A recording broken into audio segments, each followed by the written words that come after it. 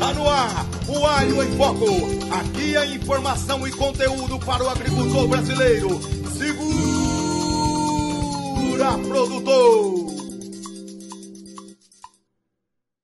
Olá, pessoal. Esse é o Alho em Foco, o podcast da Associação Nacional dos Produtores de Alho. Eu sou o Rafael Corsino, presidente da Associação Nacional dos Produtores de Alho, a ANAPA, e também o host desse programa. Aqui a gente fala sobre tudo que envolve a cadeia produtiva do alho brasileiro. E no episódio de hoje, nós vamos abordar um assunto essencial: como o equilíbrio nutricional influencia diretamente a resistência das plantas de alho às doenças. Um tema fundamental para garantir a qualidade e a produtividade da nossa safra. Para isso, nós temos convidados especiais que vão compartilhar suas experiências e conhecimentos práticos. Temos aqui ao meu lado meu amigo, gerente técnico da Altec Crop Science, Marcos, e também a Isabela, que é responsável pela produção de semente da empresa Copadap, e a Valesca Pinheiro, que é engenheira agrônoma e responsável pela produção da empresa Copadap. Obrigada, Rafael, pela oportunidade. E vocês que estão nos acompanhando aqui pelo YouTube da ANAPA, eu gostaria de agradecê-los, que hoje teremos muitos assuntos importantes para falar aqui. Aproveito para lembrar que, se você ainda não segue as páginas da ANAPA, por gentileza, o Instagram é @ANAPAalho, e também o Instagram meu, que é @Rafael Jorge Corsino. E o Instagram da Altec é Altec Crop Science Brasil. E também o Instagram da Copadap, que é @Copadap_. E nós vamos iniciar o nosso bate-papo agora falando sobre o balanço da safra de alho 2024 e como os fatores estressantes impactaram no desenvolvimento das plantas de alho. Então eu vou começar aqui direcionando essa primeira pergunta à Isabela. Isabela, quais foram os principais fatores estressantes para a cultura do alho na safra de 2024? É bom lembrar que nós estamos aqui com o pessoal representando a Copadap, e eles vão falar um pouquinho da situação de Minas, o que ocorreu em Minas Gerais.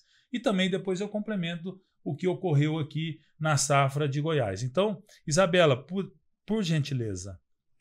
Obrigada, Rafael, pelo convite, em nome da ANAPA. Obrigada ao Altec, em nome do Marcos, e também pela Copadap, pela disponibilidade, desse bate-papo. Para a gente é um prazer, discutir um pouco da nossa vivência, o que a gente vem tendo de desafio aí na agricultura, o dia a dia vem acontecendo e a gente tem tomado algumas medidas para ser mais efetivo, e ser mais produtivos. A gente observa na safra de 24, a gente não pode deixar de entender o que aconteceu na safra de 23, A gente lembra que o alho aí, ele tem toda uma questão da memória genética.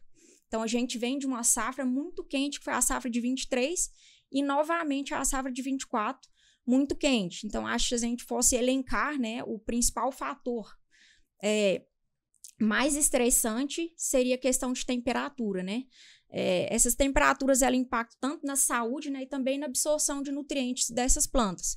Se a gente for observar, na nossa região tem crescido muito a questão de raiz rosada, principalmente questões dessas altas temperaturas. E também esse ano a gente teve presenciou muito a questão de Stenfilho botriotum, que ela é direcionada, tanto a temperatura e o molhamento foliar dessas plantas.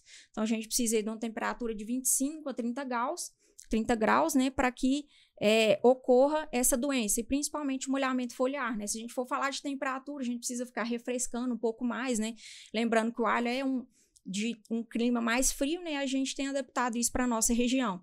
Então, se a gente fosse elencar aí, eu acho que a questão principal seria as altas temperaturas.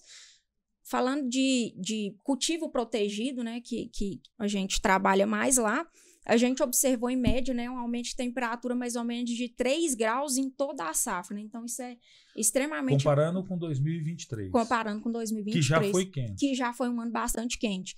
Então, se a gente pega as mínimas, né? As mínimas não foram tão baixas quanto as do ano passado e as máximas foram superior a 3 graus, mais ou menos, em média, ao longo do ciclo. E o cultivo protegido, ele tem controle de temperatura ou não? Sim, nas estufas, né, da Copadap, hoje a gente tem 2 tecnologias, né? A gente faz o uso de nebulização, né? A gente tem alguns sensores, né, e que ele ativa de acordo com a umidade que você quer.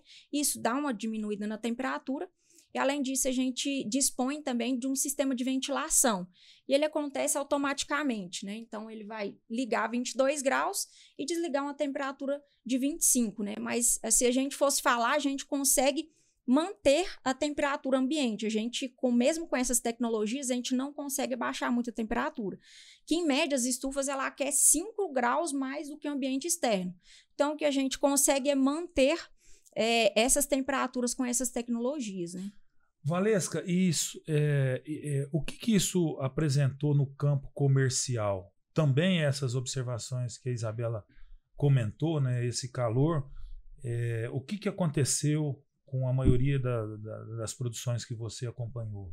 Primeiramente, obrigada, né, Rafael, Marcos, Altec, Copadap pelo convite, uma satisfação estar aqui. E o que a Isabela falou, eu vivenciei no campo, né? Porque até a gente vinha discutindo no caminho sobre os impactos desse calor na semente, o que isso está carregando dentre as gerações, dentre os anos. Por exemplo, que a Isabela comentou, ano passado a gente teve um calor bem mais acentuado, né? Durante a safra, mas principalmente no fim da safra. Principalmente naquele período a gente tem a colheita ali das nossas sementes, que vamos pegar meados a fim de agosto até início de outubro. Então, foi um período bem quente. Então, a gente colheu a semente numa situação estressante. Aí, a partir dali, a gente já começou a ver uma reserva, né, um consumo da reserva do bulbilho, né, da semente do alho, bem mais acentuada. Então, o que isso impactou? Antes de eu colocar essa semente no chão para a safra 24, eu já começava a observar algumas coisas que estavam impactando, que poderiam impactar, né, que a gente viu ao longo da safra. Por exemplo, como ela consumiu a reserva dela bem mais rápido, a gente observou que isso aí pode ter acelerado um pouco a perda de dormência dela. Então, o que eu observei na média do geral, né? O crescimento muito mais rápido do IVD. Então, a gente teve uma dificuldade maior de estabelecer, assim, um tempo de câmara fria, de pré-câmara adequado, porque muitas vezes a gente teve que estabeleceu, né, um certo tempo para colocar na pré-câmara, cresceu muito mais rápido, deixou em descanso. Essa questão do descanso ainda não é bem estabelecido, o que é positivo ou negativo. E isso aí a planta acabou sentindo, né? Principalmente as áreas do cedo, a gente viu, assim, um crescimento, vamos falar assim, muito mais acelerado, né? A folha não tinha aquele tempo dela crescer numa largura boa ou quantidade de folhas, e isso refletiu tudo na produtividade, né, final, aí falando pelo menos do cedo. Em relação à safra 23, eu acho que as produtividades do cedo foram menores, inferiores, né, por também questões de doença, igual a Isabela citou, e também as produtividades foram menores, vamos falar do cedo, que é o que a gente... do que 2023. Isso, que é pelo menos o que a gente já tem fechado, né? As do tarde, agora tem muita gente que ainda está finalizando. Tá trabalhando. Isso. E a precocidade do ciclo, eu acho que esse é um ponto bem interessante, né? Esse ano eu vi várias áreas que fecharam antes de 100 dias, que no cedo é até vamos falar, um número... assustador pra gente, né? O cedo para vocês lá é 1º de março? Ou tem gente que planta em fevereiro? Tem gente que planta em fevereiro. Final de fevereiro. Isso. E aí foram as que mais sofreram, né? Com esses impactos, pensando em temperatura. E produtividades, assim, quanto? 10, 12 toneladas por hectare? Em áreas mais críticas, a gente viu aí questão de 12, mas na média eu acho que seria em torno de 14, mas assim... Ou seja, bem menos do que o normal para a região, né? Isso que a gente vinha comentando também, né? Esse encurtamento do ciclo, o alho começou a diferenciar bem mais cedo. Então, o alho começou a diferenciar aí com 32 dias. Isso é muito cedo, né? A planta ainda está bem jovem, não estabeleceu, né? Não tem uma arquitetura para suportar, né? Então, assim, uma antecipação de diferenciação e, além disso, uma diferenciação muito curta. Então, você tem uma diferenciação muito curta, acaba que se apresenta muito dente pelado também, que é o que a gente, né, também vai discutir, que é essa questão de distúrbios fisiológicos, né, que vem aparecendo. Então, a gente viu também muito essa questão de dente pelado nesse cultivo do mais cedo. Olha só, Marcos, aqui na nossa região, nós já passamos muito por isso. A nossa região, tradicionalmente, ela é mais quente, né, do que a região de São Gotardo. Então, só que esse ano específico, eu estava pegando os dados com a Embrapa, nós fomos 2 a 3 graus mais frio do que São Gotardo. Olha que mudança, que talvez vocês nem saibam, mas pelos dados da Embrapa, Goiás, ele, na média dos dias ali do plantio à colheita, né, nós tivemos uma temperatura menor. Favoreceu um pouco mais, mas ainda assim, essa temperatura menor, ela ainda é quente, comparando com 2023, que já foi quente, e nós tivemos o mesmo problema. Nós viemos com já uma semente produzida num clima que não era o adequado, né? Nós multiplicamos e esse ano nós tivemos muito problema. E apresentou muito superbrotamento, que em anos normais isso nunca eu tinha visto da maneira que aconteceu, né? Então isso são fatores que causam estresse na planta, e a gente sabe que a planta do alho, como a Isabela falou, ela guarda uma memória muito importante do que aconteceu no passado, né? O que você vê que a gente poderia talvez amenizar essa situação? Tem alguma solução? Esses plantios do cedo, tem alguma ferramenta? O que você enxerga que poderia talvez colaborar? Haja visto que a semente é 80%, 90% do fator genético. Bom, primeiramente, também gostaria de agradecer a oportunidade e como sempre, né, Rafael, Tati, né, parabenizar todo o trabalho de vocês da Napa, né, seja aqui no Alho em Foco, né, como também as orientações técnicas para os produtores, a luta, né, também assim, ajudar o produtor e também a promoção aí do nosso alho brasileiro, né, tão importante. Então, parabéns aí como sempre, né. E, lógico, como vocês discutiram aqui, nós enfrentamos todo ano a gente tem alguma surpresa, um desafio, né, na nossa agricultura, né? E essas culturas que dependem muito do fator da genética, que está ligado aí à temperatura, né? De período noturno, né? Diurno, né? Tem a sua exigência, a gente precisa atender elas. E esse ano, seja o alho como todas as outras culturas, elas enfrentaram esse fator de estresse da temperatura e resultou, logicamente, aí numa redução aí do ciclo dessas culturas, né? E fechando o ciclo mais cedo e acabou prejudicando em produtividade e classificação, a qualidade final aí desse produto. No caso aí do alho, logicamente, vocês podem falar melhor do que eu, resultou numa classificação menor aí de caixa, né? Isso impacta não somente na produtividade, como também na rentabilidade final, né? Quando a gente analisa esse aspecto aí da genética, a gente precisa a todo momento nos preocupar o que esse material precisa.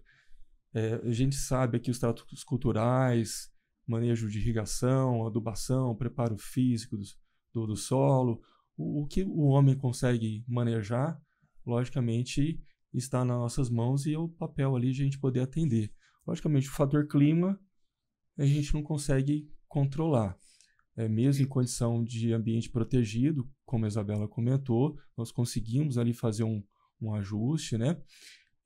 Mas a gente precisa adotar algumas medidas que contribuem nessa amenização. Reduzir esse nível desse impacto de estresse é difícil a gente reduzir esse estresse, tentar reduzir. Então, logicamente, esse manejo que nós fazemos convencionais, né, de cartilha é fundamental, e hoje a gente tem trabalhado mais com a fisiologia da planta.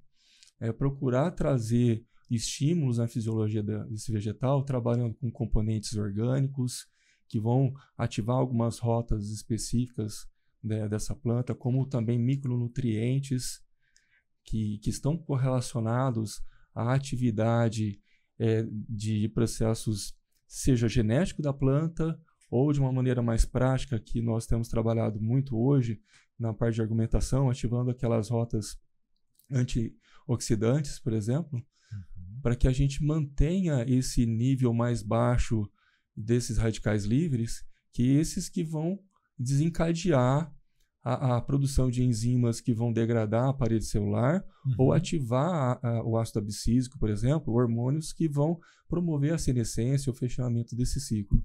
Então é sempre um mecanismo, eu diria, além de tudo que nós fazemos no manejo convencional, é promover essa ativação na fisiologia da planta para que a gente mantenha essa planta mais equilibrada fisiologicamente, mantendo a atividade fotossintética dela, que vai gerar a reserva fisiológica, mas também ela consiga desenvolver aqueles diferentes balanços hormonais que acontecem em cada fase fenológica. Nós temos esses ativadores, né, que você mencionou, Isabela, e tem também um produto que talvez ele age mais no final do ciclo. Você já viu falar do Sunhold? Esses produtos que protegem contra calor. Um protetor solar. Protetor solar. Normalmente são fonte de cálcio, né? Daí proteção. Eu tive nos Estados Unidos recentemente, até com um grupo, né? Tava o pessoal de São Gotardo, e nós vimos lá, o pessoal usa bastante no final de ciclo, né? Tanto para alho, para cebola, né? Acho que para diminuir a temperatura da folha. E aqui no Brasil eu fui ficar sabendo que tem alguns produtores que usam também. Na colheita, eles aplicam para maturação menos agressiva, né?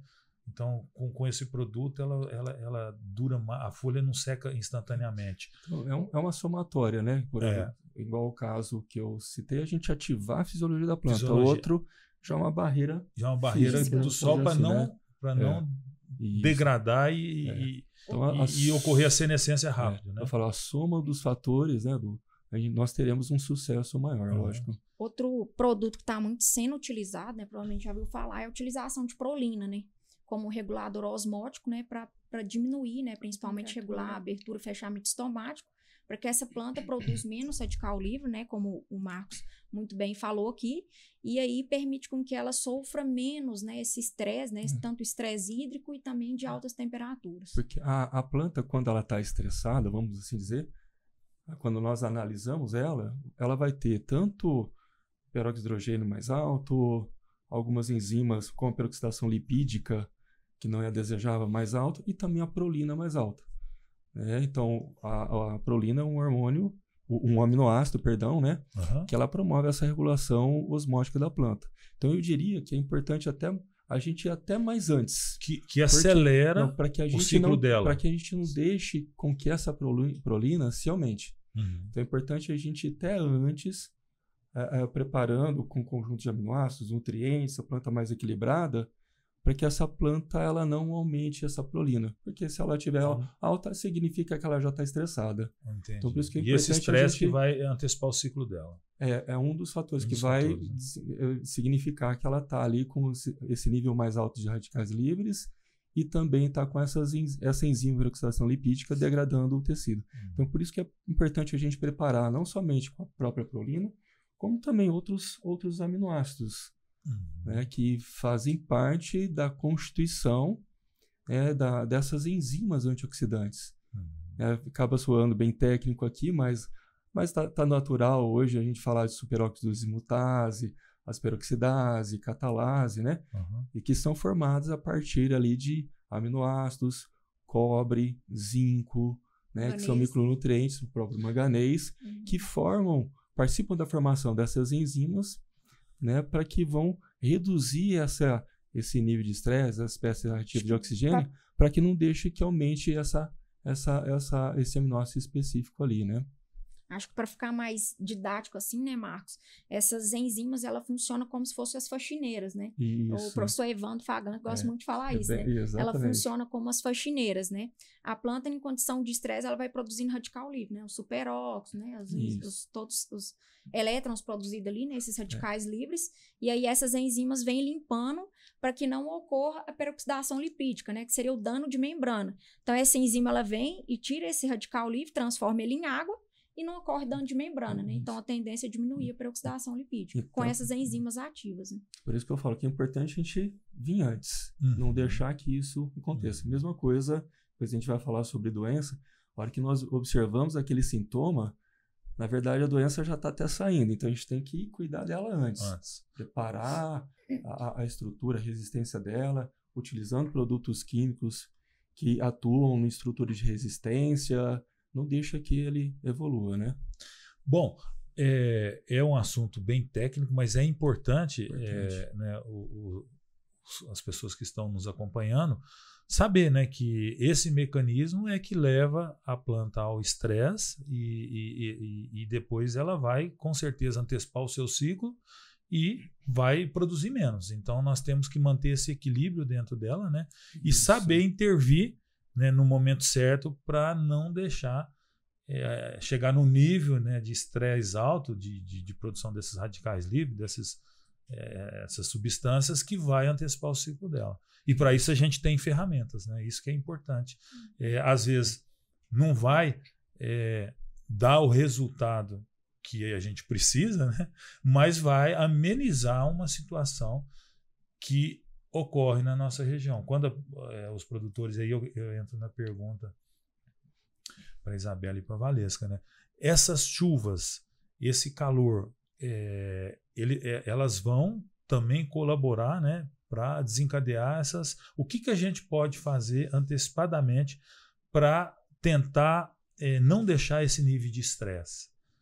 O que a gente pode fazer usando as ferramentas que a gente tem, aminoácido, porque o que vai é lógico que esse histórico da semente que já vem, isso a gente não vai conseguir, ele carrega. Mas, em carregando, se a gente não fizer nada, ele pode piorar. O que a gente pode fazer? O que o pessoal tem feito, tanto na parte de produção de semente quanto em campo, para tentar amenizar esses danos causados pelo calor, pelo excesso de chuva no começo? O que o pessoal tem feito, né? Então, se a gente fosse falar de estresse assim, a gente tem que... É o que não está na nossa mão, né? Os fatores edafoclimáticos, né? Não está sobre a nossa responsabilidade, né? O que a gente tem feito, né? Eu acho que para toda cultura, acho que a gente deve conversar num bom planejamento, né? Entender quais são os critérios, né? Qual que é a origem dessa semente, qual que é a geração. Até mesmo pensando em adubação, né? A gente tem visto, tem poucos trabalhos sobre adubação e deficiência nutricional no alho. Então, é uma das dificuldades. No entanto, se sabe, né, que alho de gerações mais novas, ele tem uma absorção maior do que alhos, né, com geração mais velhas, né, alho um pouco mais velho. Então, a gente tem que pensar, né, todo no planejamento, né, que semente que eu estou trabalhando, né, qual que é esse material genético, qual que foi a condição que ele foi submetida, né, para a gente começar a antecipar. Então, eu acho assim... Outra coisa que a gente deve bem lembrar também é a saúde do solo, né? Toda a questão da microbiologia do solo, toda a questão de estruturação de solo. Hoje, um dos principais fatores, né, que eu acredito que tem desejado, né, feito com que o alho tenha atingido os potenciais de produtividade bem mais altos, né, do que a gente se via, são essas preocupações com a saúde do solo, né? Trabalhar com a rotação de culturas, entrar com a braquiária, trabalhar com os micro-organismos, né? Trabalhar essa microbiota desse solo, de forma que esse alho possa se expressar o seu potencial produtivo. Então, a gente tem um potencial 30 toneladas. Daí adiante vem só diminuindo, né? Fator edafoclimático, doença, pragas, nutrição, e a gente vai reduzindo, né, esse potencial do alho. Então, assim, pensando nesse planejamento, né, nesse material genético, trabalhar com o solo, né, com mais saudável, com matéria orgânica, né? Esse ano a gente teve problema daquelas chuvas iniciais, produtores tendo que refazer até replantios, né, que chegou a lavar a área, né, então, assim, volumes menores, mas aconteceu. Então, esse encurtamento de ciclo, né, qual que é a adubação que a gente está fazendo? Será que nós estamos suplementando esse alho para que ele esteja saudável, né, esse ciclo mais curto, será que a exigência é a mesma? Então, é uma das questões que ficam, né? Então, nessa antecipação, a utilização de aminoácidos, né, na nossa região tem sido muito difundida, né? Micronutrientes para trabalhar nessa questão de indução, né, de resistência de plantas, né, da redução de indução de resistência, né? Então, está sendo muito bem difundido, a gente está trabalhando muito, né, com esses produtos foliares para diminuir essa questão de estresse. E não só foliares, né, mas também a questão de micronutrientes. Pouco se falava, né? A gente também tem feito grandes volumes de calagem, né? E esses pHs muito altos diminui a absorção de micronutriente catiônico, né? Então, isso diminui a absorção de micronutrientes. Então, esse ano a gente também pôde observar um pouco mais de deficiência de manganês, deficiência de boro, né? O boro ele pode ter sido lixiviado nessas primeiras chuvas e também, né, quando a gente fala de um ano seco, né, a gente para absorção do boro, né, que ele é absorvido por fluxo de massa, a gente precisa de um volume de água no solo. Então, assim, às vezes a gente faz uma irrigação grande, aumenta a janela para diminuir bactéria, né, que são tem altas temperaturas, umidade, você tem bactéria. Em contrapartida, você tem uma baixa absorção de principalmente micronutrientes, né? O boro você precisa muito de água para que ele seja absorvido. Então, você tem aquela folhinha encarquilhada ali no início, né? Que é a deficiência de boro devido à mobilidade dele. Então, essa é uma das questões que a gente tem que observar, né? Para a gente tentar ser mais assertivo nessas adubações com micronutrientes no início, fazer, né, sucessões de aplicação, porque a gente tem irrigações, lixiviamento ou baixa absorção, então ficar de olho nessas questões. A Isabela falou um ponto extremamente importante, né, que é o planejamento, né? Então ela abordou vários pontos, né, que é essencial que qualquer produtor que pensa em fazer um plantio, um cultivo de alho de forma sustentável tem que observar. Acho que você abordou bem, assim, detalhado, vários pontos mesmo. E eu queria entrar num dos pontos, Valesca. Ela falou de planta de cobertura, né? O que o pessoal tem feito lá de planta de cobertura? O que eles têm feito de biológico para melhorar a saúde do solo, que ela também mencionou nas palavras dela? Então, Rafael, né, só complementando o que a Isabela fala, a gente sempre usa vamos falar assim, algumas palavrinhas-chave até de um colega nosso entre conversa. E além de tudo que a Isabela falou, acho que para resumir tudo, produtor de alho, a primeira coisa que ele tem que ter é o capricho. Aí o capricho no planejamento, na semente, no plantio, né? Então isso aí vai resumir tudo. No pós-colheita, como a gente comentou, né, dos problemas que teve já em relação a colher semente nesse aspecto de temperatura. E aí o capricho, às vezes, vai começar muitos anos antes, que é o que você comentou, que é a planta de cobertura.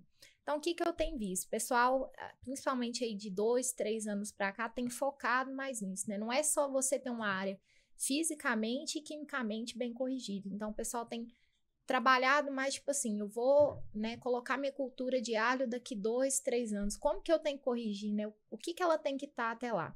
E aí que entra muito a questão das plantas de cobertura. No geral, a gente tem visto, né, que o pessoal tem dado uma relevância e tem pensado mais, principalmente na braquiária. Por que é braquiária? E também quanto tempo, né, a braquiária? E a braquiária tem braquiária rusiziensis, tem qual que é a decumbens, qual que é que o pessoal tem usado? A gente vê um pouco de tudo, mas assim, eu acho que muito também vai depender de quanto tempo a pessoa está disposta a deixar aquela braquiária e qual manejo, qual manejo ela vai poder utilizar. Porque dependendo da braquiária, ela vai ter um sistema radicular e até em questão, né, de parte aérea, mais rústico, mais difícil de você fazer vamos falar, um controle dela, porque ali você não vai tratar ela como simplesmente uma planta de cobertura, você vai tratar ela como uma cultura para você trazer todos os benefícios. Então, por exemplo, o que a gente tem visto de resultado, né, e eu falo assim, principalmente naqueles produtores que a gente fala assim, é um produtor exemplo da gente usar. Às vezes deixar um ano e meio ali na braquiária, às vezes rusiziense, às vezes decumbens, vai depender muito até do que vamos falar, do que é a área do produtor, do jeito que ele está acostumado a trabalhar. E a partir daqui não é simplesmente você plantou a braquiária e esqueceu ela. Como você precisa cobrir bem o solo, né? Então é um volume maior de quantidade de semente que você vai colocar. Às vezes o que seria ali, vamos supor, 10 quilos, você vai trabalhar com 20 ou mais, né? E repovoar aquela braquiária, né, com vamos falar assim, com o máximo que você conseguir de uma fauna de microbiológicos ali. Então, às vezes, você vai precisar fazer uma adubação nela, suplementar, porque ela vai sofrer também com o calor, apesar de ser uma planta rústica. Dá uma analisada ali na sua biologia do solo. Meu solo está fraco em bacilos, meu solo está faltando em, por exemplo, alguma pseudomonas, florensis, né, que está relacionada ali até à solubilidade do fósforo. Então, você também fazer essa análise para no final, a hora que você realmente tirar aquela braquiária, você entender, não, meu solo está quimicamente bom, fisicamente, pensando principalmente em perfil de solo. Questão de ervas daninhas também. Controle de plantas daninhas. E vamos falar, biologicamente ele está saudável para mim produzir o alho. Isso aí você vai ter todo o impacto durante a cultura, porque provavelmente as suas adubações não vão precisar ser excessivas, exageradas, que muitas vezes a gente depara com essa situação, né, no socorro ali do alho, né, tipo assim, meu alho tá naquele sentido amarelado, às vezes que a gente fala meio atrasado, travado, então a gente, às vezes, a primeira coisa que pensa é, vamos fazer uma correção química, né? Então, às vezes, isso aí você não vai precisar.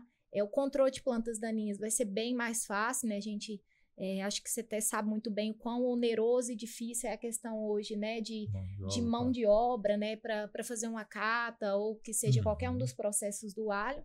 Então, você vai ter todo um benefício ali a longo prazo. Além disso, né? Seu solo vai estar, vamos falar, sendo, de certa forma, regenerar também. Você vai estar preparando ele não só para o alho, mas para as culturas subsequentes. Ótimo. Sempre gosto de falar que o solo é a poupança do negócio. Com certeza. Enquanto seu solo tiver saúde, tiver vida. Cuidando, né? Tiver vida, tiver saúde, né? E falando das braquiárias, né? Isso realmente precisa do tempo, né?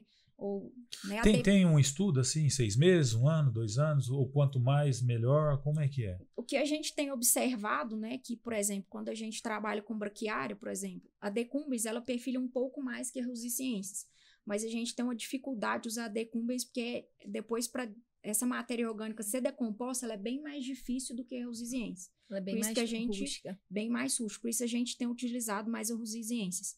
E aí a gente tem observado, né, nessas áreas que a gente, né, cultiva a braquiária, né, que a gente vai trinchando, ela vem de novo, trincha, então isso aumenta o teor de matéria orgânica do solo, né. Daí realmente tem que fazer conta, né, colocar na ponta do lápis, né, até que ponto, né, que a gente consegue manter, se é 1 ano, 1 ano e meio, e para a gente tentar rotacionar. Mas eu acho que não podemos deixar de fora também, na nossa região também é muito utilizado o milheto.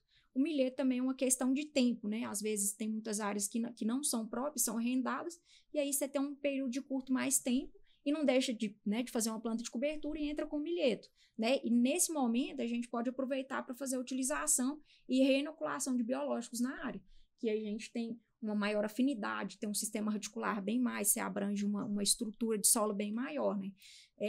É dito, mas braquiária multiplica raiz rosada. Nós vamos utilizar a braquiária? A gente tem que pôr na balança, né, os pontos positivos da braquiária, estruturação de solo. Não é que ela multiplica a raiz rosada, ela não controla, né? Ela vai manter o que tem ali no seu solo. Só que os benefícios da braquiária, né, que a aeração, né, do solo, todo esse sistema radicular, estruturação e afinidade com essas bactérias e fungos, né, como por exemplo tricoderma, são superiores do que deixar de fazer alguma outra cultura. Sim. Então, isso que a gente tem observado que tem melhorado, né, nos cultivos. Só complementando o que a Isabela falou, a gente sempre brinca, né? Melhor um solo coberto do que um solo nu, né? Que se o custo que você vai ter ali, que seja com herbicida ou independente do que for, é muito maior. A Isabela, tanto a Isabela quanto a Valesca falou essa questão da saúde do solo, né, Marcos? Hoje nós temos assim muitos produtores, né?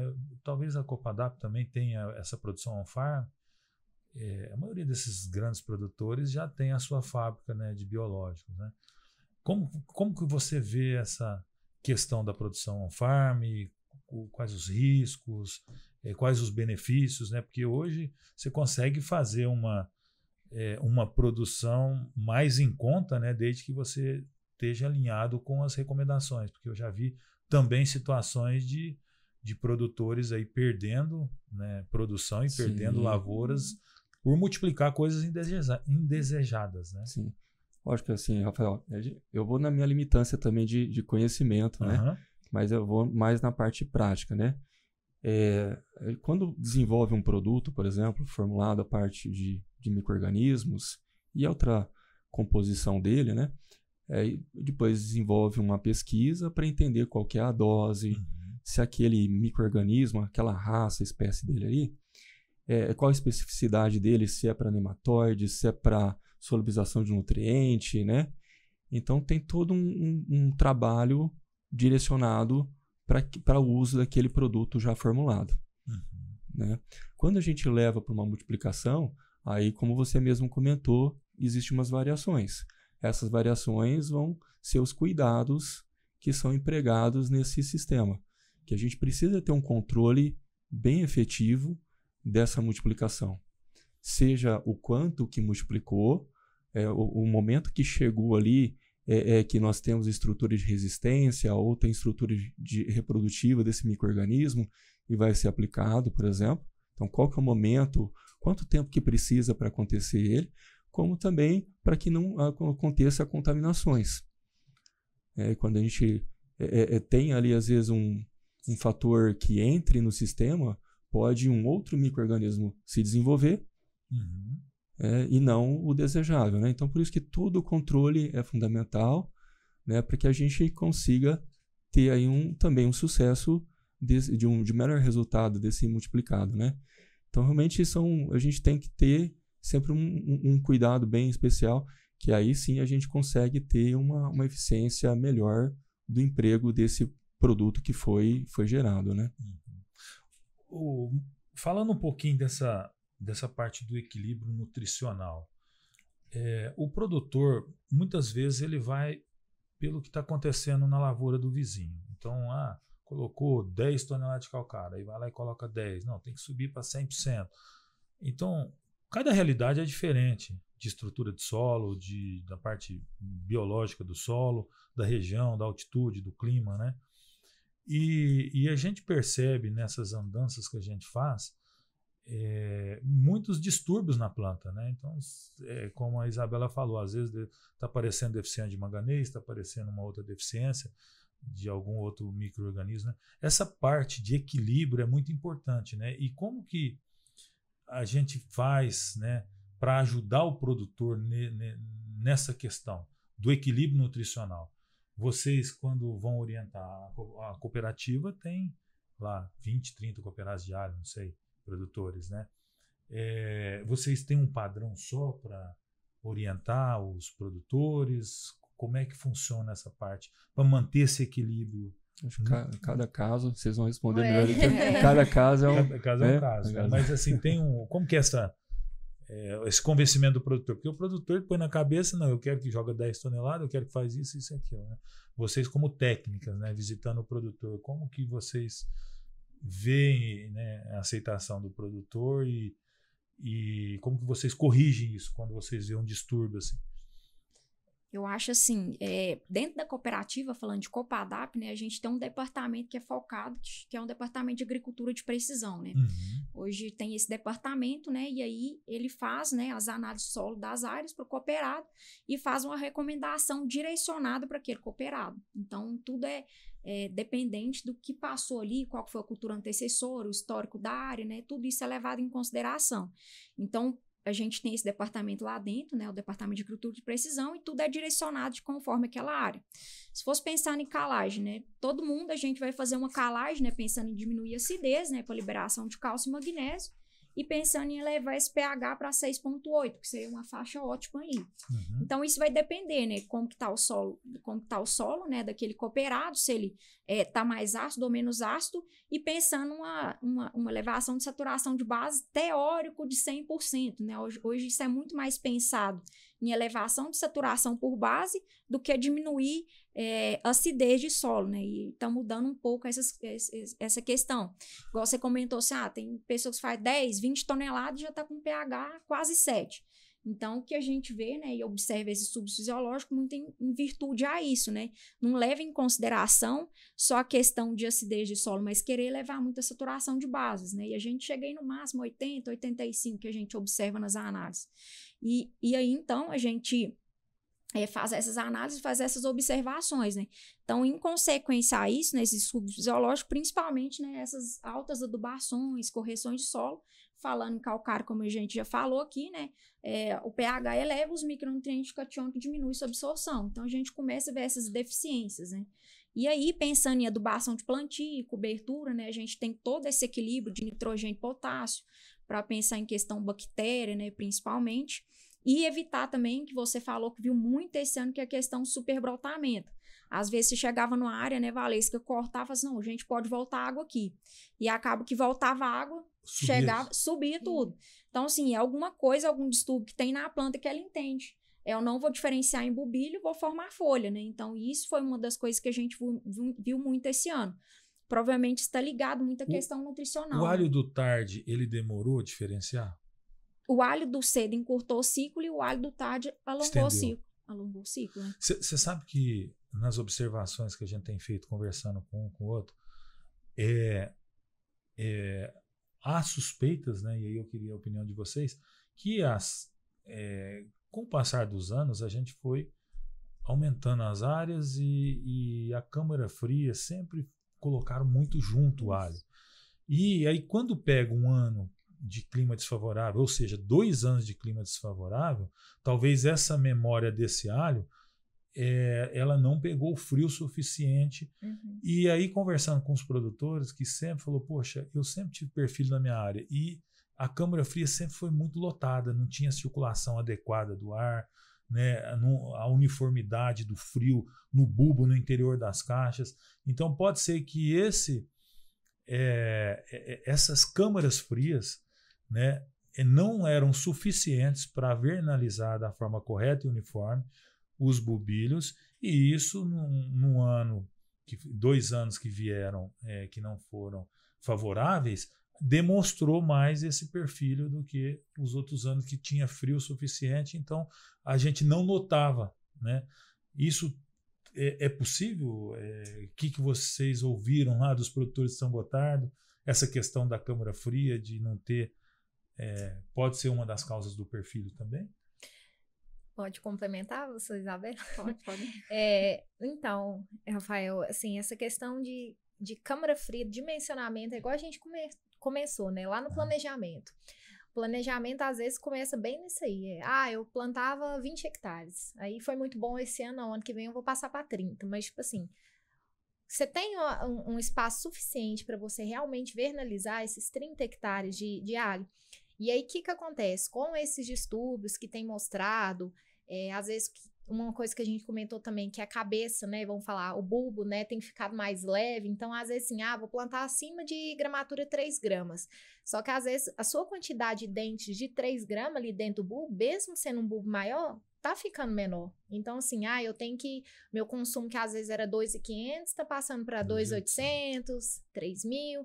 Então, assim, às vezes... Você não mexeu tanto na sua área, mas como o seu consumo passa a ser maior, você precisa colocar mais alho dentro de lá. E o que acontece? De certa forma, você cria uma barreira ali para a circulação. Então, você não, vamos falar assim, não preenche ali, né, não dá o tempo suficiente de frio que o alho precisa para ser vernalizado e leva ele para uma condição de campo, de estresse, que, né, nas safras anteriores, onde você tinha semente, também já começou a ficar escasso aquele acúmulo de frio. Então, isso aí são fatores que eu acho que estão intensificando, né, a gente vê mais esses distúrbios. Por exemplo, o que a gente pensa? Um ano quente era para o alho diferenciar, às vezes, tão rápido assim, né? Tipo assim, ele está estressado como qualquer outra planta, o que ele tem que pensar? Vou perpetuar a espécie. O que é o perpetuar a espécie dele? É formar mais dente. Só que com esse acúmulo de distúrbio, às vezes ele nem pensa em virar um dente. Aí a gente começa a ver, né? Dentes brotados, né? Uhum. Em situações que algum tempo atrás a gente pensar, não, se dá calor é uma diferenciação mais tranquila. Aí que eu posso até quase que irrigar mais, né? Vamos falar assim, ser um pouco mais agressivo de certa forma na diferenciação, que não vai ter problema. E a gente está vendo muito oposto isso. Então, acho que esse conjunto de fatores, câmara fria às vezes lotada, consumos ficando mais altos, que aí muita gente fala assim, não, tô precisando entrar numa gramatura, já começar numa gramatura maior, de 3,5 gramas, 4 gramas. Então, isso aí tudo é fatores que acabam juntando, né, com os estresses climáticos e acontecem esses distúrbios ao longo do campo, que foram, sim, na nossa percepção, bem mais intensos e visíveis nessa safra. E aí, quando acontece isso, os produtores voltam, né? Aí, vamos deixar agora 45 de espaço, vamos deixar entre assim. Começa, porque é um conjunto de fatores, né? Como a gente falou no começo, não é um fator que vai definir ali para mais ou para menos, é um conjunto, é a interação desses fatores, né? E esse ano aconteceu muito aqui na região, a planta, né, não desenvolvia e nitrogênio, não desenvolvia e nitrogênio. Depois para segurar. Aí depois para segurar, não segura. Não segura. Então, isso, esse ano, justamente. Então, é um conjunto de fatores. Fala que é a câmara fria só. Não é a câmara fria só. É a interação do clima, a interação do manejo que a pessoa fez. Então, tudo isso junto é um pacote que você vai chegar num resultado, né, que esse ano, infelizmente, não foi adequado para a maioria dos produtores. Quase todos os produtores tiveram problema de semente, de perfilho, né, de calor, de estresse, né? Outra observação também é a tecnificação quanto ao tipo de câmara fria, né? Acho que também o pessoal indo para negativa, como está a nossa câmara fria para fazer câmara fria negativa, né? Será que nós temos estrutura? É uma tecnificação. Foi preparado para isso? Será que realmente está com vernalização negativa? Então, de que forma que a gente está vernalizando esse alho, né? Na massa de ar está chegando aquela temperatura. Realmente teve produtores na região lá que chegou até a fazer 700 pontos de nitrogênio no ar lá, né? Para ver se realmente brota, não bubifica. Não tem como segurar. Então, isso é natural. Não tem como. Hoje o frio é negativo na cooperativa, nos produtores? O que vocês... A grande maioria é negativo. Ainda tem produtores que trabalham de positivo. 0 a 2? Até 3 graus. Até 3 graus. Então, assim, a gente, em 2022, na verdade, foi um ano muito bom. E quem trabalhou com negativa, viu alho alongando muito o ciclo, ganhando uma folha. Então, foi um alho muito produtivo com vernalização negativa. O que a gente observou esse ano, que aqueles produtores que fez mais tempo de câmara, né, que acumulou mais frio, provavelmente por uma memória genética, que esse alho vem de anos muito quentes, então ele precisa de um volume maior, né, de temperatura, de frio, para ele bubificar. Então, a gente viu que aqueles produtores que tiveram um tempo maior de câmara fria, né, até 55 dias, teve resultados bem melhores. Então, possivelmente isso está relacionado realmente com o acúmulo de frio na massa do alho. Então, assim, mesmo que, né, a gente tá vindo de uma questão, vamos trabalhar com negativo e diminuir tempo de câmara, que realmente o alho fica mais longevo, né? Quanto mais câmara, mais curto o ciclo. Mas esse ano, quem trabalhou com mais tempo de câmara fria, teve um alho mais produtivo. Olha só, essa questão do distúrbio, né, Marcos, esse excesso de N que às vezes a pessoa carrega na esperança, né, do alho dar uma... parar com aquele amarelidão, né? Porque o produtor não pode ver. Se ele vê o alho amarelo, ele não quer nem saber, ele vai manda pôr nitrogênio, né? Esse distúrbio aí, tem alguma coisa para a gente... O que o produtor poderia fazer numa situação dessa? Porque não é só o N, né? Ele não está contando que é o estresse que está deixando aquele alho daquele jeito e que a absorção não vai ser... não adianta ele jogar que não vai absorver. Eu estou falando isso, mas eu também fiz. Eu estou aqui fazendo uma meia-culpa, né? Eu também sou produtor, o cara me pergunta, eu falo, tá faltando nitrogênio. Então, mas a gente precisa buscar mais entender essas questões de fisiologia, porque isso daí tem nos atrapalhado muito. Isso. Que da mesma forma que tudo tem uma programação pela genética da planta, qual que é a prioridade dela, o que ela quer fazer naquele momento ali, você estimula mais, dá condição para ela desencadear, logicamente fica difícil depois a gente segurar esse avanço, por isso que temos esses problemas de distúrbios, né? Mas a palavra sempre é o equilíbrio. E o equilíbrio no sentido do balanço mesmo de nutrientes. Se a gente aumenta esse N no fornecimento da planta, ela vai, de fato, desenvolver estrutura vegetativa, vai construir mais tecido, mas teremos aí de uma forma desestruturada. Aí nós teremos esses tecidos mais passíveis à entrada de uma bactéria, né, de uma doença, até mesmo ali... Ou seja, a formação desses tecidos não seria uma coisa produzida... Proporcional, né? A gente proporcional, precisa uma quantidade de N para ela fica mais potássio, para cálcio. suscetível Fica quando mais você suscetível. força mais Exatamente. o crescimento dela. Exatamente. Ela não cresce estruturada, né? Exatamente. Então, se você tem uma planta que vem mais um balanço mais equilibrado desses nutrientes, né? Nitrogênio, potássio, todo macro e micronutrientes, a planta ela tem uma estrutura ali de essa folha mais resistente, né? Ela está gerando mais essa fotossíntese, gerando carboidrato, enfim, né? E mais resistente ali à doença. Então, se a gente mexe num ponto e aumentando mais o N no caso ali, logicamente se torna mais passível não somente ao distúrbio fisiológico, como foi citado, mas entrada de doenças. Fazendo uma comparação com uma criança, precisa de leite, de cálcio. E a criança que cresce sem cálcio, os ossos não ficam debilitados, fraco, né? Isso. Então a gente precisa fazer essa planta crescer de forma estruturada. E muitas vezes o produtor quer ver a folha verde, né? E nisso a gente não coloca os outros minerais para dar estrutura para essa planta, né? Porque quando você joga só o nitrogênio, a planta precisa dos outros minerais para fazer essa estrutura bem feita, né? É exatamente isso. Cai muito no que a gente observou, né? Principalmente no início da safra, que é a questão de bactéria. Porque aí todo mundo ficou aquela, nossa, a planta tá amarelada, tá agarrada, né? Aquele sentimento, e é aquela coisa, vamos fazer mais nitrogênio e dar para a planta. E isso aí, a folha, ela acaba ficando mais plástica, né? A parede celular dela ali fica bem mais flexível. Então, assim, ela cresce meio que desordenado, e aí aquilo ali a gente fazendo ainda irrigações pesadas, né? Pensando no calor, então a entrada de bactéria foi, às vezes, até mais agressiva e intensa. Por isso que a bactéria, ela ocorre muito nesse plantio de março, né? Isso. Que o pessoal tem o calor, tem o clima propício, né? E o produtor força muito a planta. Força. Né? E nisso ele deixa ela suscetível, né? A ataque, né? Esse desequilíbrio nutricional, então, ele favorece o desenvolvimento de alguns fungos e bactérias, né? Sempre. Até, lógico, aí abre até um outro podcast ali, né? Mas até a fonte desse nitrogênio que a gente oferta ali para a planta, forma nitrato, amoniacal, né? Pode favorecer mais uma doença do que a outra pelas cargas desse elemento na rizosfera da planta. Então o equilíbrio é importante. Tem minerais aí numa forma de absorção melhor.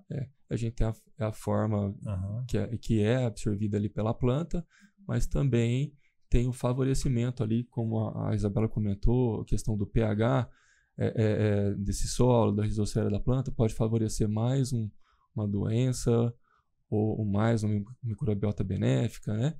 Então, realmente é um conjunto de fatores ali, seja o balanço desses nutrientes, como também esse fator ali no solo de pH que vai influenciar nessa disponibilidade de nutrientes, né? Hoje vocês têm um parâmetro, Valesca e Isabela, com relação a acompanhamento da fase fenológica de micronutrientes na folha. Vocês fazem esse acompanhamento? Como que funciona? Então, para outras culturas, por exemplo, café, abacate, isso é bem mais difundido que para a cultura do alho. Eu acho que é o DRIS que eles falam? Que é o DRIS. Então, hoje ainda falta muito parâmetros para a cultura. Por exemplo, em caso de vegetação, a gente trabalha mais com o EC, que a gente fala condutividade elétrica, né, do que no campo. No campo você trabalha com volume de minerais, né, de sais, que a gente fala, né, que são... A condutividade é medida no solo ou na folha? No solo. No solo. No solo. Então, a gente trabalha com condutividade elétrica do solo, mas existem equipamentos que medem na folha, sim. E a gente trabalha muito com isso, né, tem 3 anos a gente vem fazendo um trabalho lá nas estufas de coletar, né, a gente tem um extrato a 20, 40 e 60 centímetros. Então, a gente está coletando dados, né, de concentração desses sais, de nitrato, de cálcio, de potássio, né, e para a gente avaliar, para ter parâmetros. Hoje, um grande problema na cultura do alho é ter parâmetros realmente para entender um pouco, né. A gente vê as literaturas aí, se a gente fosse falar, por exemplo, fósforo via solo, né, se a gente fosse olhar na literatura, nós estamos exagerando, né? Então, solo aí com 50 miligramas ml, o pessoal trabalhando até com 1.200, né? Então, assim, em outro elemento também, né? Disponibilidade. Isso. Então, isso tudo é um balanço ali, né? Então, quando a gente carrega a mão em uma coisa, falta na outra. Do mesmo jeito para magnésio e potássio, né? Carregar a mão em um, mesmo se de absorção, deixa de absorver o outro, né? Então, assim, isso é muito natural. Então, acho que hoje falta mais parâmetros, sabe? Para a gente poder avaliar, né? A gente tem a percepção, né? Como qualquer produtor, é a hora que aparece a deficiência, né? Que a gente, é um alerta, né? Quando você vê, porque já deu errado, né? Então, assim, realmente você vê no visual já foi o boi com a corda, né? Então, assim, realmente a gente vê quando aparece, mas realmente a gente precisa trabalhar, né? Igual a gente está fazendo esse trabalho, criando parâmetros, né, para entender de que forma que essa planta consegue absorver. Hoje a gente utiliza mais para entender se aquele elemento foi lixiviado, se eu fiz ele em 20, ele apareceu em 60, ou se realmente teve um consumo, né, a absorção daquele nutriente. Hoje a gente trabalha mais nesse sentido que propriamente a entender o momento de aplicação ou não.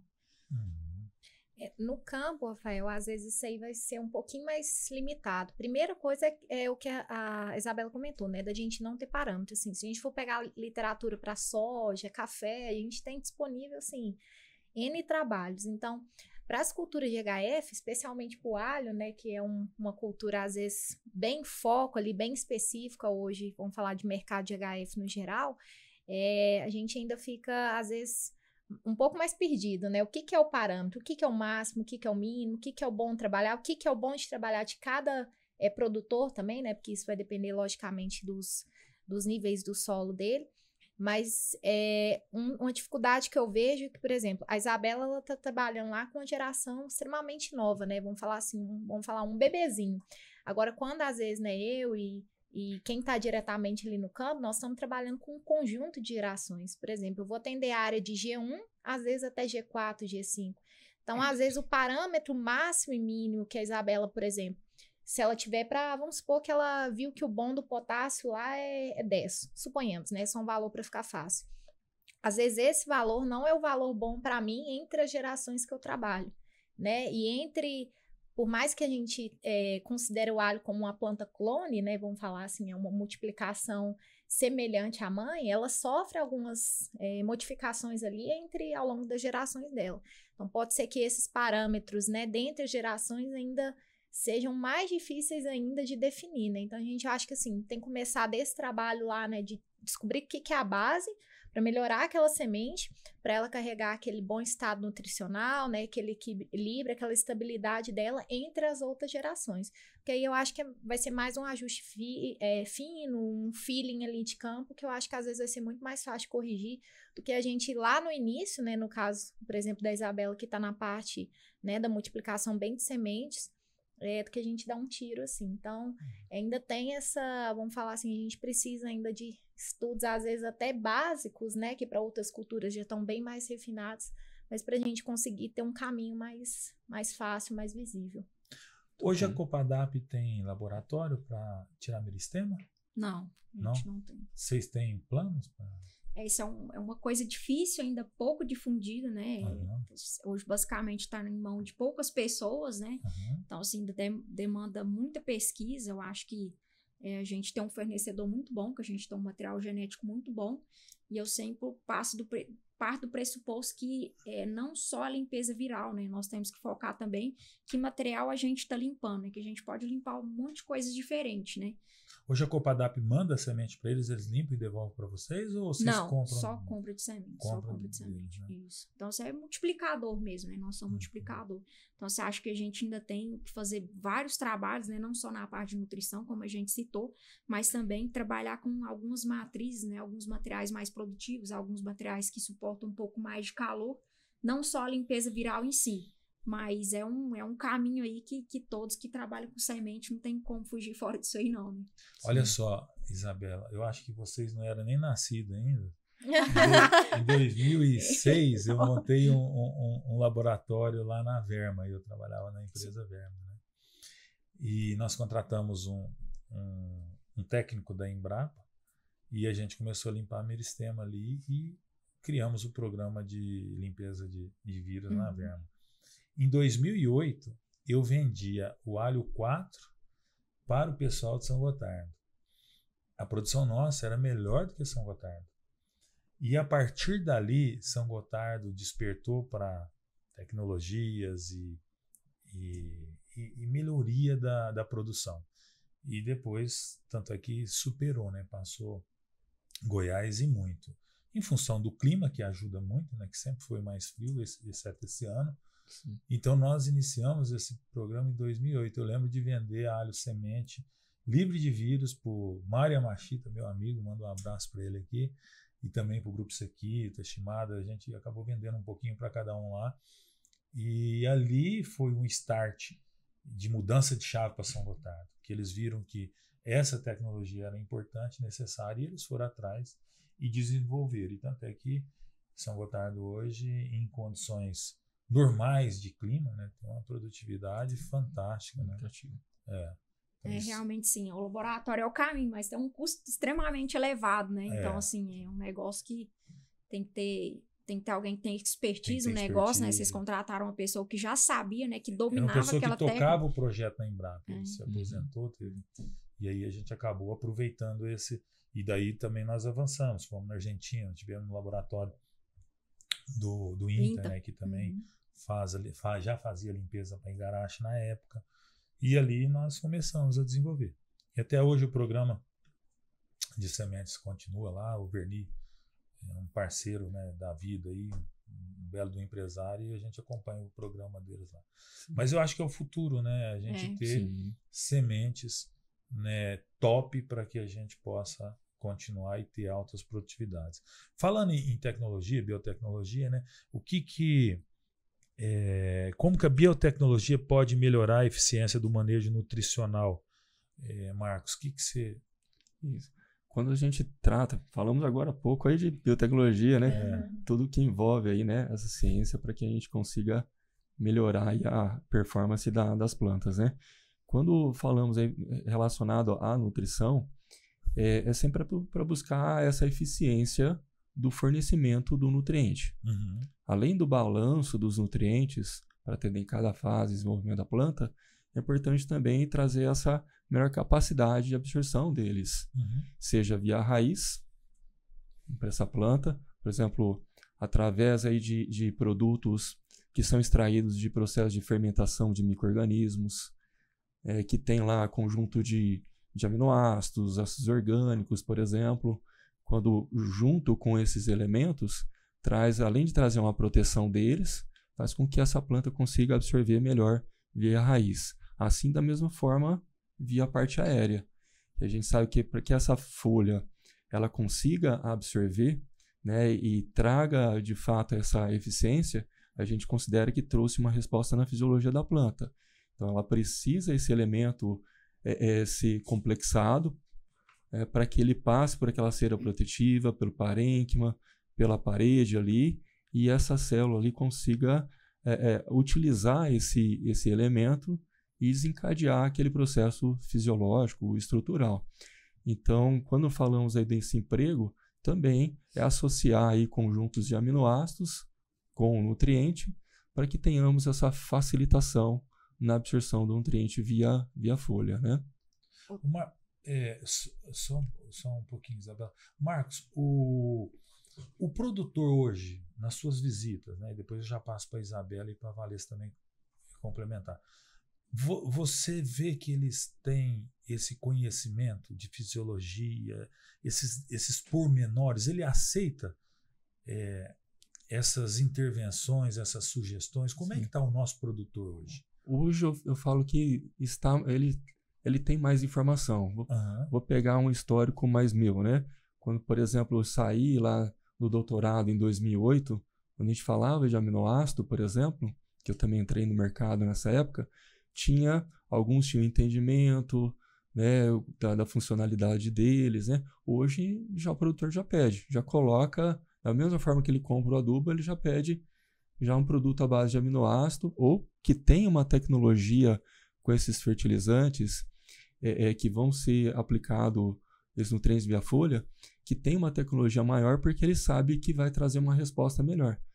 Quando a gente aplica, por exemplo, um nutriente que só numa forma de sal, vamos considerar um nutriente numa fonte solúvel, né? Fonte solúvel. Então, quando a gente vai aplicar um nutriente na folha, precisa de uma fonte que seja solúvel, né? Que tem algumas fontes que são importantes ser aplicado via raiz, né? Então, utiliza essas fontes sulfato, cloreto, nitrato, né? Que são as mais solúveis. O balanço entre esses nutrientes, que vão influenciar também, e a complexação ou queletização. Então, hoje ele já sabe ali, a maioria sabe aí dessa importância para que ele tenha um maior aproveitamento, né? Nessa eficiência da absorção, né, da utilização desse nutriente quando ele está ligado a essa tecnologia, né? Pegar um caso não, realmente são trabalhos que a gente tem feito associando aí a nossa base de aminoácidos, né? Da linha Liquiplex, por exemplo, para a gente mensurar o quanto que traz de contribuição nessa efetividade da absorção foliar, por exemplo, né? Desde quando eu entrei na Altec, que foi lá em 2012, antes de vir para a Altec eu trabalhava no distribuidor, né? E a gente utilizava, por exemplo, produtos nossos aí como Liquiplex cálcio, magnésio e boro, né? Pegando como exemplo, você tem cálcio, magnésio e boro mais aminoácido. Você não tem nitrogênio livre. Você vê que se aplicar hoje, amanhã depois você vê que a planta está diferente. Aquele verde, a planta retomando aquele crescimento. O que é isso daí? Não é um nitrogênio que não tem presente, né? São os aminoácidos, é o magnésio, os elementos que foram efetivamente absorvidos, né? E quando eu entrei, comecemos a fazer trabalhos, por exemplo, estudando junto com o pessoal do Sena, utilizando fonte solúvel, complexado com esse conjunto de aminoácido e não complexado, complexado e não complexado, aplicando na folha e mensurando em momentos específicos. E para ter esse rastreamento, foram utilizados, por exemplo, aqueles isótopos radioativos, né? Os marcadores.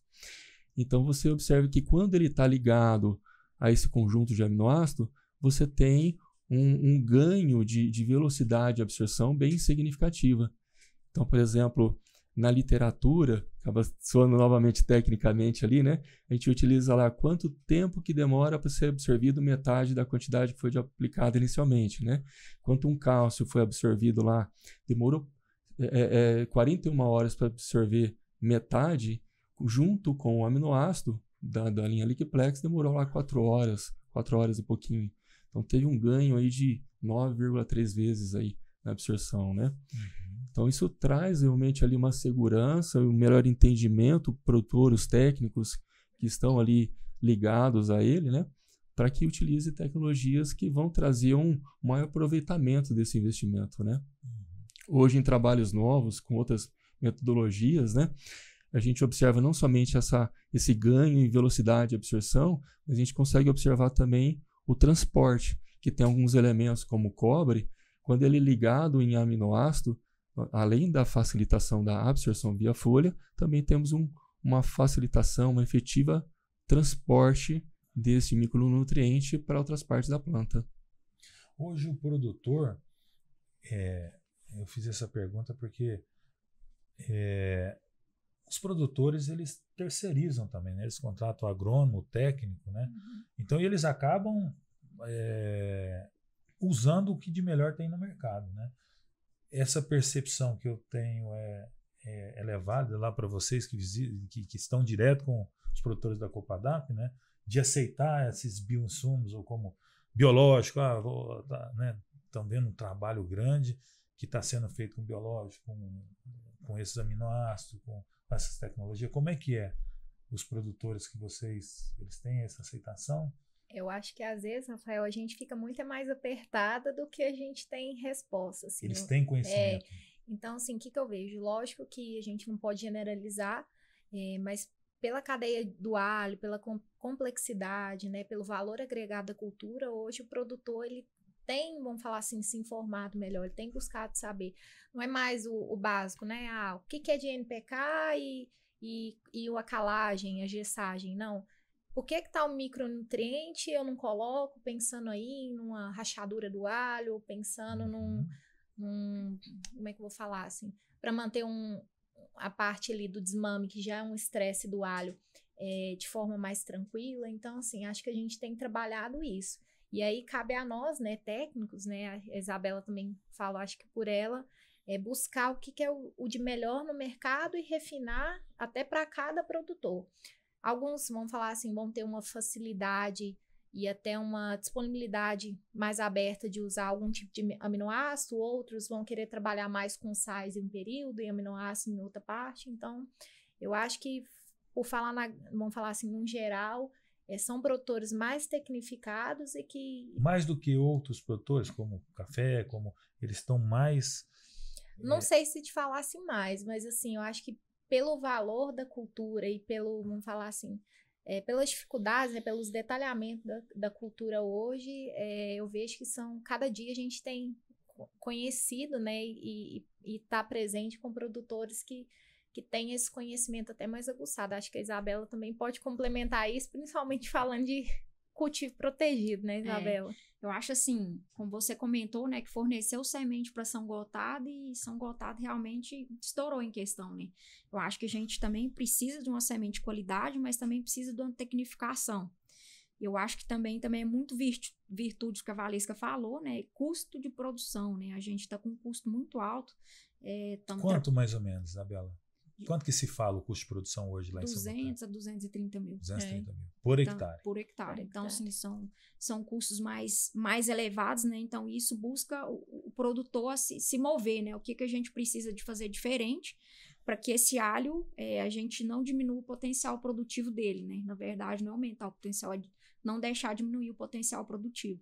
Então, o pessoal tem investido cada vez mais em sementes, né? Hoje o custo por hectare para o próximo ano, o pessoal está falando de 70, 80 mil reais só de custo de semente, né? Então, é um valor muito alto, né? Porque leva em consideração o custo médio do alho consumo, né?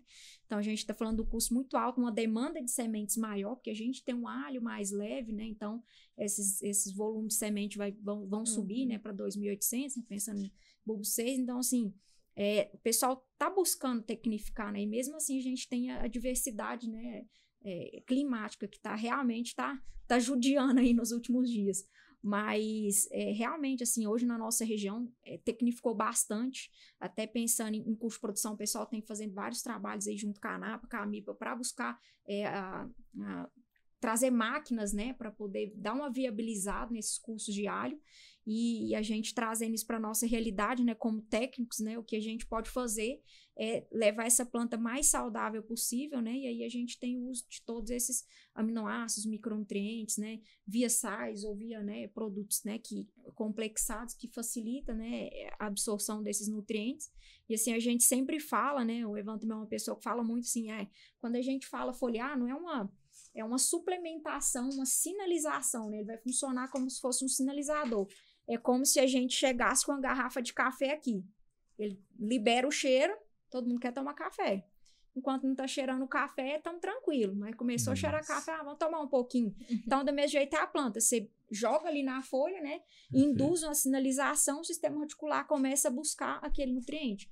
Então, funciona mais ou menos assim, né? Uma sinalização para que a planta se estimule, né? Ou estimule a buscar esses nutrientes. A gente sempre questiona, a principal maneira de nutrir a planta é via raiz, mas quando nós aplicamos nutriente na folha, é uma suplementação, uma complementação nutricional e mais ainda, estímulo na fisiologia da planta. Então, por isso que aplicando esses nutrientes em cada fase, nós vamos conduzir a planta para onde é importante para ela e também para a lavoura. Pois é, estamos chegando ao final, né, do nosso podcast.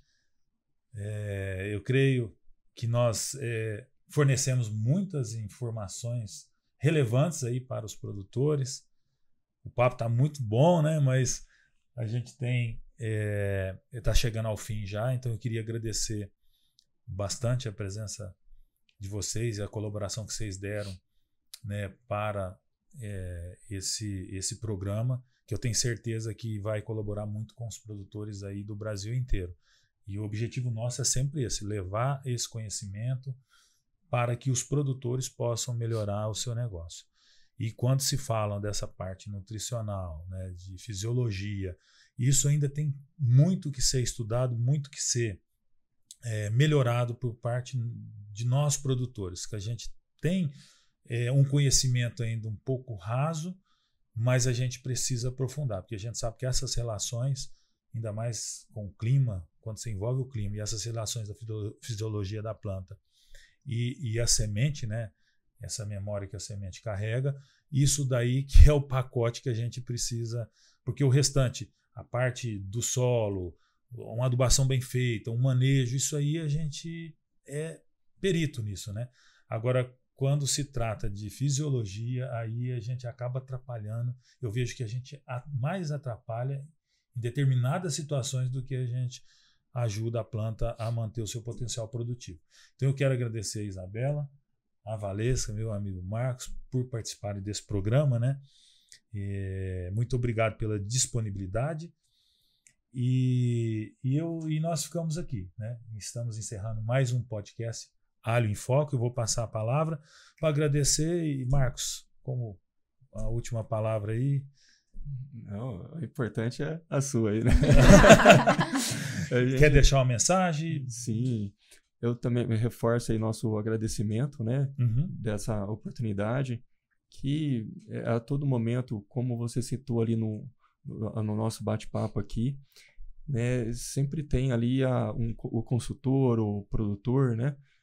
Nos buscando o que a gente pode estar trazendo ali de novo ou uma resposta ali para que essas surpresas, como eu comentei na fase inicial, né? Então, realmente é importante todo o setor estar sempre unidos ali, né? Para que a gente consiga desenvolver essas soluções, seja tecnologias, melhorar esse conhecimento, para que a gente busque essa eficiência aí de todo o processo, né? E, novamente, aí agradecer a essa parceria, né, nossa aqui da Altec, né, juntamente com vocês. Hoje a presença também de um importante parceiro nosso de longa data, né, que é a Copadap, né? E novamente, aí, parabenizar aí a iniciativa de todo o trabalho aí da ANAPA, né, que vocês fazem. Obrigado, Marcos. Vou passar para a Isabela. Obrigado por participar, Isabela. Contribuiu muito, tenho certeza. Agradecer a Copadap, meus amigos lá de Minas. Obrigada ao Rafael, né, em nome da ANAPA. Obrigada, Marcos, pelo convite, né, e também a Copadap por nos dar essa oportunidade, né, de trocar ideias, né, nos informar ainda mais. Parabéns pelo projeto que vocês estão desenvolvendo, né, levar o conhecimento para o produtor, né, isso é extremamente importante.